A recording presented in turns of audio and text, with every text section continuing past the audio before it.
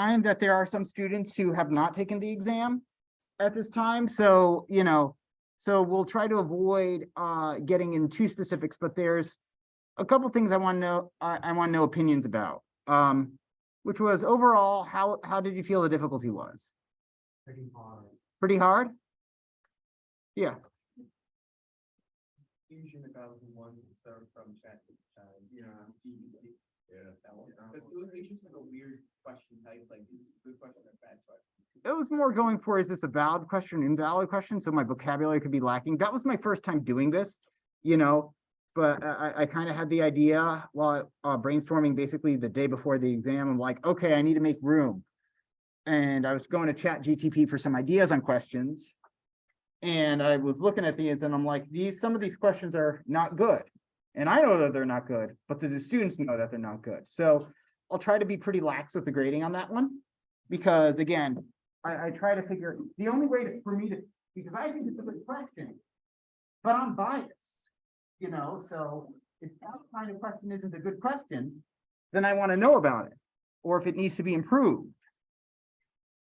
You know, I haven't had the chance to take a look at the results. I probably won't until that. I mean, these things happen. The first exam, I will point out, is typically a bit rough in this class, whereas the second exam, again, much higher grades. I will say that for the final exam, the roughest part about the final exam is burnout. For the final exam, our final exam is typically the second to last day of finals. It's been that almost every semester I've given it.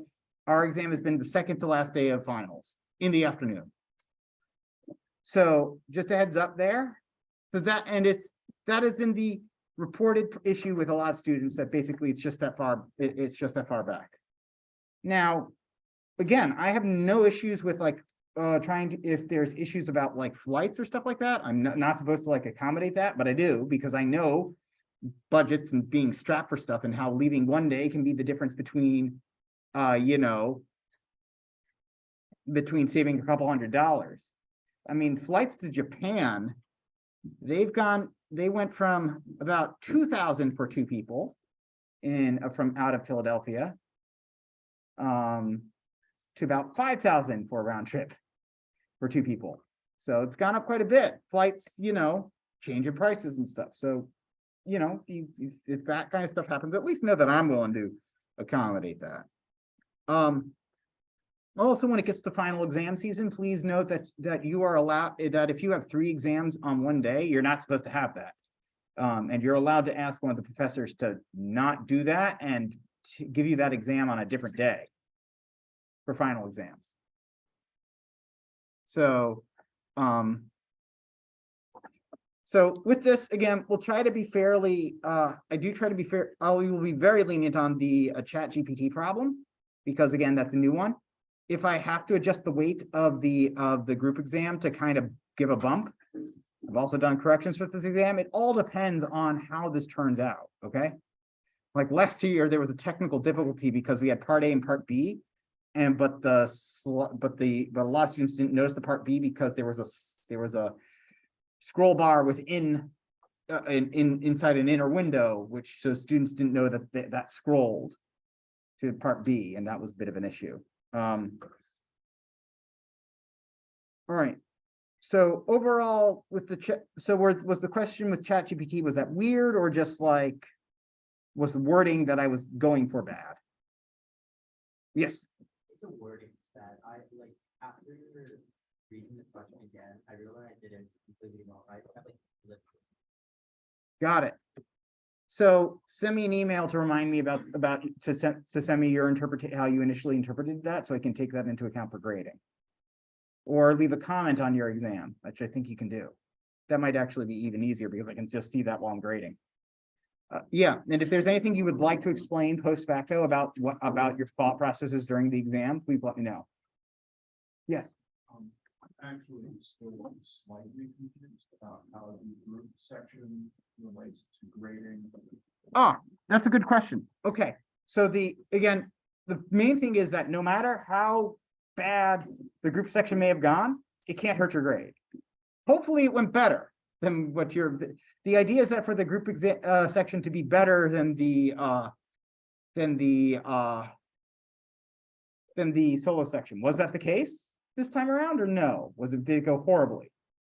Did my second analysis question about reallocation really mess everybody up? Yes, no, yes, no. Not too much.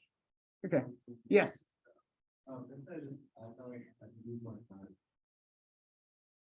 Yeah, that is kind of a balancing act I've been trying to get.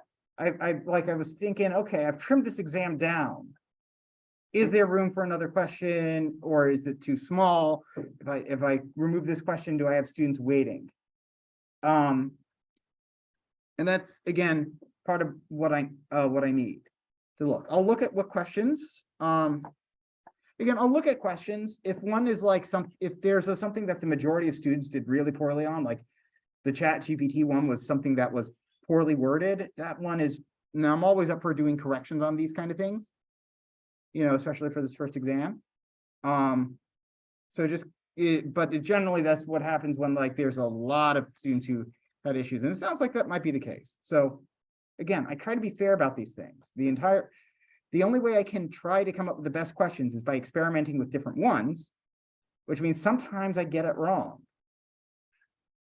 And then it goes through an iterative process.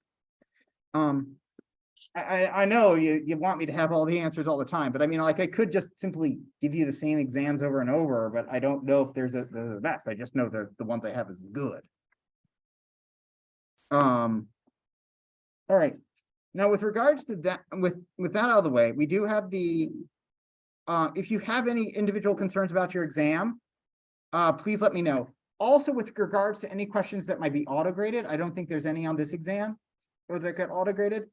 But in the future, please know that like with auto-graded stuff, where there's going to be multiple choice things, the auto-grader exists to help me.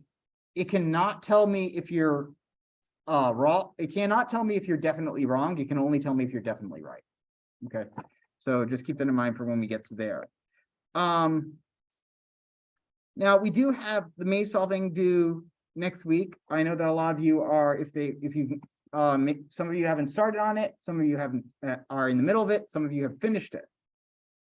Okay, once that is done, we will get to our recursion video homework, which is the next. So there's a couple different homeworks I have that I give like more than just like a week turnaround. Recursion is another one of those. And those are typically signified by having a higher point value than normal. Okay. Recursion is the next one, which has 150 points. And so this is for what is going to be expected you work on next week in lab, which is that we will do backtracking with recursion. Now, this course was designed under the assumption that a student might come in and not really had any good experience with recursion. It may have been mentioned in class occasionally, but not really explained other than a recursive function is one that calls itself. Okay. So I come from the perspective that you may not know what's going on, that you may not know what's going on. You need a first introduction for that. So feel free to skip forward if you're in the YouTube videos, if I'm presenting things like, oh, binary search, recursive. I already know how to do recursive binary search. We top this off by doing something that's pretty useful here. And let me hit that light so you can see it, which is backtracking. So we do backtracking with recursion. In other words, we do kind of what we were doing with for the maze problem, but instead of using a stack, we're going to use recursion, which implicitly uses a stack because of the way the call frame happens. If you've heard the term stack overflow error, it's because when you do recursion, you put things on the stack of methods of calls, and then as these methods resolve, it gets popped off the stack, and you look at the next one and you now see where you are where you were called from. If your recursive calls become too big, then that stack, which has only a certain amount of memory allocated to it, doesn't have any more room, so it overflows, which crashes the program. It's kind of an almost infinite loop. So what you're gonna be doing is you're gonna be using this general pseudocode to solve a couple of puzzles. I present two chess problems, you choose one of them. And then we go over Sudoku, which I will go over next week in more detail about how that works. And I'll go over how these get solved. But a couple things, I just want to point out a couple things here. This has been given as a homework or an exercise in computer science since like forever. Which is the 8 queens problem, okay, which is arrange 8 queens on a chessboard so that none can capture each other. For those of you who don't play chess, that means we want to put 8 queens in the chessboard such that none of those pieces are on the same row, same column, or same diagonal as each other. Okay. So, and I want a solution. There's like a bunch of solutions to this around there's like close to 100 with a bunch being rotations of each other. I don't want all of them. I just want one solution. But as I was saying, this problem has been done to death as a homework. Like you could, there's textbooks that I've seen, that go back into the 60s that have this as a problem. I think 60s or 70s. Point being is that if you go and look for an answer on this one, you will find one and it will work. But please do not deprive yourself of that opportunity to learn this. The reason I do this one is because it's an excellent problem, an excellent case.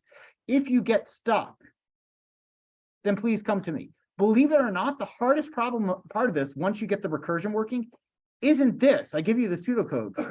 It is this part, whether you're asking yourself whether it's good to put a piece there. I have a YouTube video where I walk through the algorithm on a 4x4 chessboard with 4 queens. And because that has actually a very, very reasonable amount of steps to solve it. The other thing I want to mention is that when you're solving things recursively, you're doing so in a much more elegant fashion than, say, brute force. You might want to say this is brute force because it feels like you're trying every possible combination. But brute force what backtracking with recursion does is that it does it methodically. So it says, okay, I put a queen here and then I put a queen next to it. I don't have to bother checking any of the positions where any of the 6 other queens are. Those are all going to be invalid because I found a single invalidation. Okay, so it basically prunes that entire branch of search space. Brute force wouldn't do that. It would just simply look through all possible combinations with no regard to order or whether or not you should skip anything. So that's the big difference between doing this in brute force. So if this is something you're familiar with, the 8 queens problem, or you really like chess, you can alternatively solve the Knight's Tour, which is a bit more challenging. In which case it's goes back to that kind of Eulerian path or Hamiltonian cycle or Rajada cycle that we were talking about. Basically, we want to move this knight to every square in the chessboard and hit every square only once.